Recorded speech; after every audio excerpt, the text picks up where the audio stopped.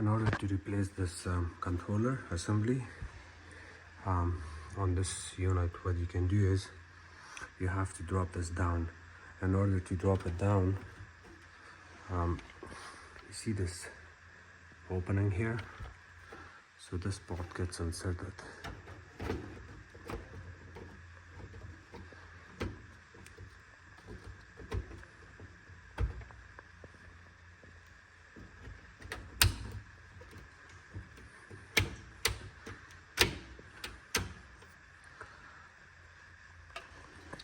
There's a little small clip that you need to press because we have this open slot here. You may want to get something pointy, and you also need a pliable plastic one. Bring it down a little bit like that, hold it from this side, and then you can insert this from right this corner and push down on this plastic piece. The controller falls down. Once it falls down, of course you're going to take your gloves off, and then other side of this controller is hooked in here.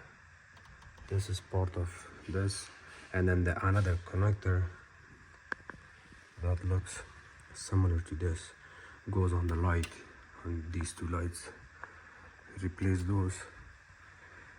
So what I did, I had to cut this wire because I did not have a small tiny screwdriver to take these down. And then of course I'm gonna insert this back in here properly, or you can even add a zip tie if you cannot open this, and then the top comes out.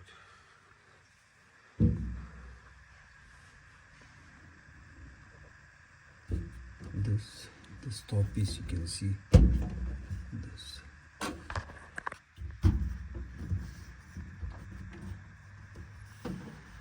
It has one screw here, one screw on the other side. You need to take those off, and then the whole cover with the control assembly. The whole cover comes out, and then you can pull that out, disconnect this wire, disconnect the wire that goes to the light bulb, and then this assembly falls down, and then these switches are defective and you need to replace it. It's not an easy job. Sometimes if you guys are two people, you can take the whole unit completely down and then work on it from there. This was a pain. Thank you.